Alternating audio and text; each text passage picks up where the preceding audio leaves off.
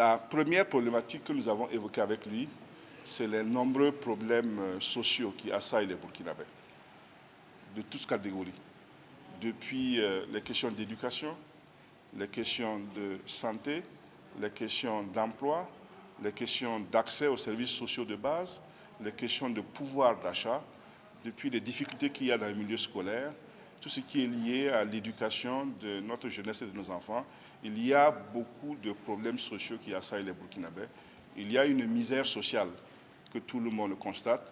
Et nous savons bien que le chef de l'État en est conscient, mais il était important pour nous que nous puissions encore attirer son attention et souhaiter que lui, il instruise son gouvernement pour qu'il prenne à cœur ces questions-là. Parce que pour prendre une expression quelque peu familière, il y a de la souffrance dans notre pays et cela appelle une action, de notre point de vue, qui doit être énergique. Collé à cette question est la situation de l'ensemble de l'économie. Notre pays a connu des situations ou des bouleversements au cours de ces dernières années qui ont impacté sur le dynamisme des affaires et le dynamisme de l'économie. Le chef de l'État et son gouvernement, et notamment lui, en se faisant élire, avaient annoncé un certain nombre de projets. Nous souhaitons voir que ces choses-là se matérialisent concrètement pour que l'économie aille de l'avant. Pour prendre des aspects très précis, nous notons par exemple la question de la dette intérieure. Beaucoup d'opérateurs de notre économie ont des factures qui sont en souffrance au niveau de l'État. Et tout le monde sait que si on ne résout pas cette question-là, si on ne procède pas au remboursement de cette dette-là, on ne permet pas à l'économie de respirer. Et on ne crée pas la chaîne de transfert qui fait en sorte que l'argent puisse circuler, pour prendre une expression assez populaire. Et nous avons donc encouragé le chef de l'État à aller donc dans ce sens-là. Et nous serons attentifs aux différentes mesures donc, que le gouvernement sera amené à prendre. Il y a un nouveau référentiel de développement qui est en voie d'élaboration. Nous sommes attentifs à voir ce qu'il va apporter de plus et de mieux par rapport donc à la SCAD.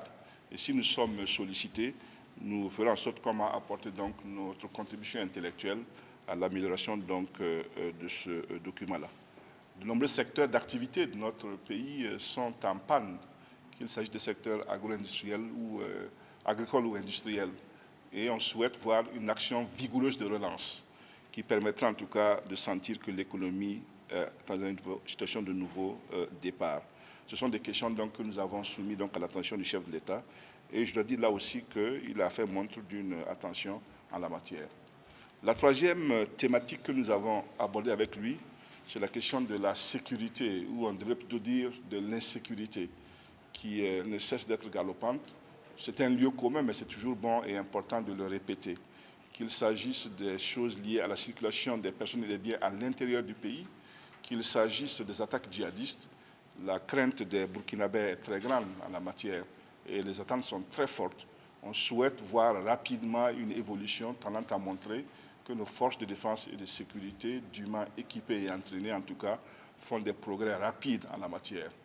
Accessoirement, autour de cette question-là, bien entendu, nous avons aussi parlé de la question des Korlo-Héros. Et nous avons donc apporté le message qui est le nôtre et qui se résume simplement à dire que c'est à l'État, dans sa grande souveraineté, de faire en sorte que l'ensemble des facteurs qui ont donné lieu à la naissance de ce phénomène-là soient éradiqués et de restaurer donc l'autorité de l'État. Et enfin, nous avons terminé en déplorant avec le chef de l'État les différentes entraves dont ont été victimes certains des leaders politiques de partis déclarés d'opposition. Lorsque, voulant se rendre à l'étranger, ils se sont vus interdire de quitter donc le territoire national dans les conditions que vous savez bien. Je peux dire, par contre, ici, que la réponse du chef de l'État nous a donné satisfaction puisqu'il y a eu réponse. Le chef de l'État a tenu à nous présenter ses excuses pour ce qu'il appelle des malentendus et des erreurs et a pris l'engagement devant nous que ce genre d'entraves-là ne se reproduiront jamais, ce qui, bien entendu, nous ravit au plus haut point. Mais par-delà ça, c'était la défense d'un principe, de la liberté d'aller et de venir, non pas pour les opposants, mais pour tout citoyen burkinabé. Il n'est pas normal, dans un État de droit, un État qui n'est pas voyou, un État républicain, il n'est pas normal que des décisions de cette nature-là soient prises sans fondement juridique. Aucune autorité, quel que soit son niveau, quel que soit son titre et son pouvoir, n'a le droit, en dehors d'une décision de justice, d'interdire à un citoyen de quitter le territoire national. s'il y a des choses qu'on reproche, non pas forcément aux opposants, mais à tout citoyen, qu'on lui fasse savoir par les voies de droit appropriées et qu'il sache donc ce qui lui est reproché. Mais on ne peut pas comme ça garder l'information sur soi, prendre des décisions d'empêcher et d'humilier surtout des femmes et des hommes qui, quel que soit ce qu'on puisse leur reprocher, n'ont pas été condamnés par la justice. Et nous devons avoir en tant que Burkinabés une approche républicaine de cette question. Peu importe ce que l'on pense de la personne qui est victime, la question est de savoir si ce qu'on lui fait là rentre ou sort dans le cadre de l'état de droit. Le 28 mai, le ballet citoyen a été honoré avec d'autres organisations de la société civile africaine, notamment Yanamar et Lucha, du prix ambassadeur de conscience de Amnesty International. Lorsque nous avons reçu ce prix, nous avons dit qu'à travers nous, nous sentions que c'était toute la jeunesse burkinabé et généralement le peuple burkinabé qui a été honoré. C'est pour cela que ce matin, nous sommes venus donc présenter ce prix au chef de l'État, étant donc le premier magistrat de ce pays. Alors ce prix pour nous représente deux choses. La première chose, c'est qu'il reconnaît un travail fait dans le sens du renforcement de la démocratie au Burkina et en Afrique. La deuxième chose pour nous, c'est une interpellation. C'est une interpellation de la jeunesse burkinabé, de la jeunesse africaine, à continuer à se battre, à prendre en charge lui-même l'avenir de nos pays respectifs. Donc nous disons que c'est un prix qui met la jeunesse en tant qu'acteur, et d'ailleurs Amnesty même l'a reconnu. Les précédents lauréats de ce prix, c'était des personnes d'un certain âge qui avaient beaucoup fait, Nelson Mandela, Václav Havel, Aung San Suu Kyi, pour ne citer que cela. Et cette fois-ci, remettre ce prix à la jeunesse, c'est plus pour inciter cette jeunesse-là à aller de l'avant dans l'engagement, à aller de l'avant dans le don de soi pour le développement de l'Afrique. Merci.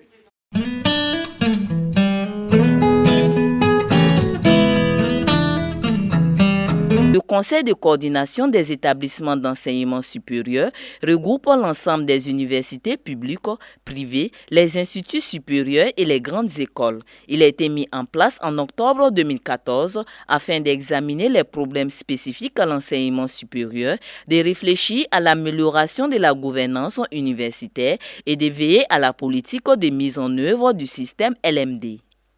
La présente réunion, qui est la première du genre, va permettre d'aborder cette question-là, de revenir rapidement sur les causes que l'on connaît un peu et surtout sur les mesures à prendre pour que nous puissions, dans un délai rapproché, résorber sensiblement ces retards et d'ici peut-être 1 ou 2 années, mettre fin totalement aux retards observés dans nos universités, ce qui est une condition en fait de la qualité de l'enseignement, ce qui est une condition aussi de la gestion moderne de la gouvernance universitaire.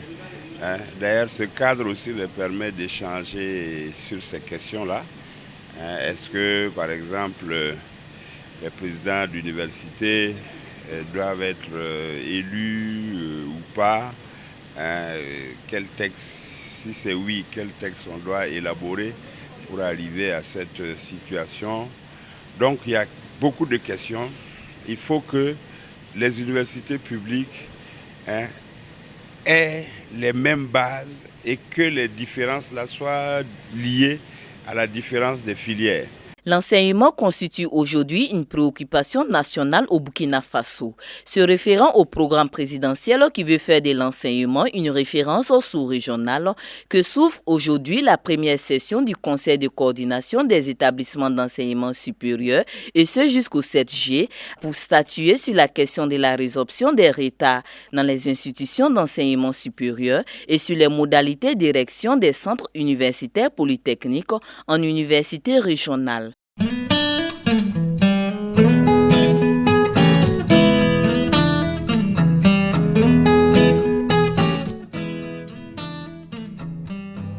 L'année prochaine, je ne serai plus ici pour prononcer le discours du 4 juillet. Vous l'aurez deviné, je l'entends là-bas, il n'y a pas de lenga pour moi non plus. Il n'y aura pas non plus de lenga pour Mushingi Tulinabo pour prononcer le prochain discours du 4 juillet 2017. C'est avec humour que l'ambassadeur américain qui a su se faire une place de choix dans le cœur des Burkinabés a annoncé son départ ce 4 juillet, date marquant le 240e anniversaire de l'accession à l'indépendance des États-Unis d'Amérique. C'est quelqu'un qui a beaucoup aimé le peuple burkinabé. On l'a vu parcourir les villes et villages du Burkina, les régions. Il est allé un peu partout, donc il a une profonde connaissance du Burkina. Et il s'essaie même aux langues burkinabées. Vous avez vu les quelques mots qu'il a prononcés dans nos langues, les langues nationales. Donc c'est un ambassadeur qui a épousé aussi la cause du peuple burkinabé, la lutte de la jeunesse, et c'est pas pour rien que c'est quelqu'un qui jouit d'une forte popularité dans ce pays. Selon l'ambassadeur, les aspirations du peuple burkinabé en quête de changement sont similaires à celles du peuple américain il y a de cela 240 ans. Beaucoup de nos pères fondateurs étaient d'un certain âge. D'autres, à l'image de M. Edward Rutledge de la Caroline du Sud, qui n'avait que 26 ans, étaient jeunes. Mais ensemble, ils ont tous partagé une vision commune de la naissance d'un nouveau pays. Nous avons trouvé une similitude avec la situation actuelle du Burkina Faso. Oui, vous avez eu votre indépendance en tant que nation depuis plus de 55 ans, mais entre les faux départs, les coups et les contre-coups, les révolutions et les rectifications, les stades pleins recto verso, cette terre des hommes intègres a lutté pour asseoir les bases d'une démocratie véritable. La coopération entre le peuple américain et le peuple burkinabé est au beau fixe. Les États-Unis et le Burkina se portent bien. Moi-même, j'étais au département d'État au mois d'avril. Et vous savez bien que lors des attentats du 15 janvier 2016, nous avons bénéficié de la coopération américaine, puisque y a les forces spéciales américaines qui ont participé aux opérations de libération de l'hôtel Splendide, des otages qui étaient coincés à l'hôtel Splendide. Donc au-delà de ça, vous savez, il y a l'USAID qui intervient dans notre pays et c'est un domaine très vaste qui s'étend aussi sur des ONG, avec notamment l'ONG Catwell que tous les enfants du Burkina dans les villages connaissent, ceux qui ont fait l'école.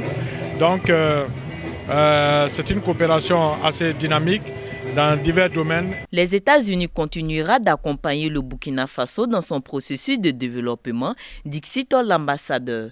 La réconciliation, la création d'institutions fortes, suivies d'un secteur privé fort et des partis politiques forts sont les clés pour construire une démocratie forte, a laissé entendre Mushingi Tulinabo.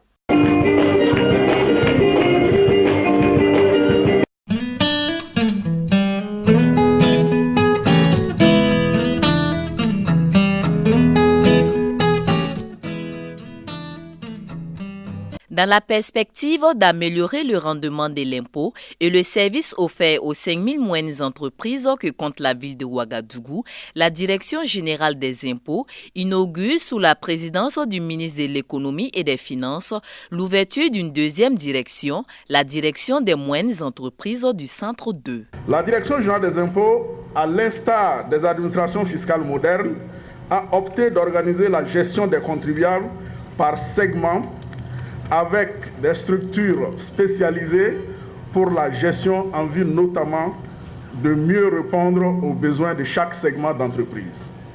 Ainsi, une direction est consacrée à la gestion fiscale des grandes entreprises officiant sur tout le territoire national et une direction est dédiée aux moyennes entreprises dans chacune des régions du centre et des hauts bassins. Les grandes entreprises ont un chiffre d'affaires supérieur à 1 milliard.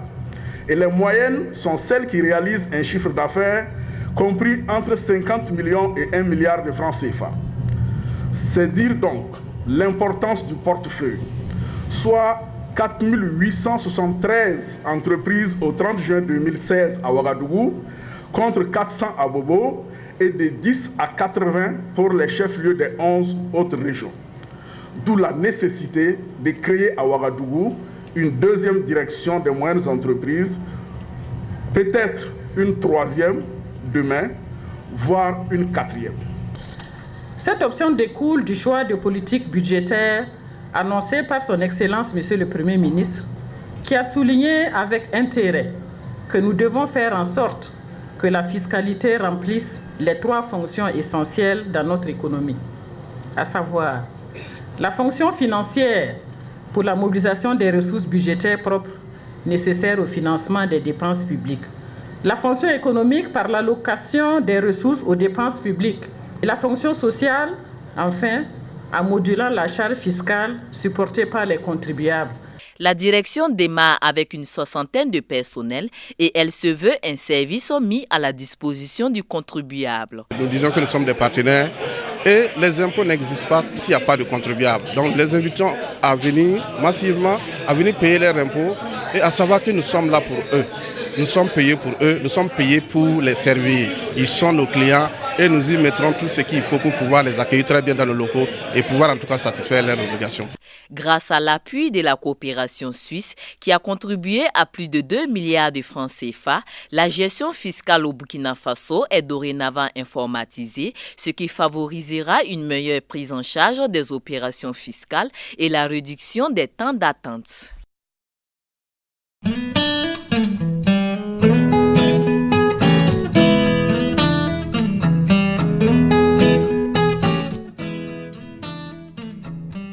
Débutée le 26 juin dernier, la semaine de prière de l'Église des Assemblées de Dieu Maranatha 2-6 à Pissi a refermé ses portes le 3 juillet dernier. Moment de prière, de louange et d'adoration, mais aussi d'enseignement de la parole de Dieu, cette semaine a accueilli des fidèles venus de divers horizons pour se ressourcer dans le Seigneur. S'appuyant sur le passage de Juges au chapitre 17, les versets 13 à 19, l'orateur s'est évertué toute la semaine à exhorter les chrétiens à s'attacher véritablement à Dieu s'ils veulent voir sa main agir dans leur vie.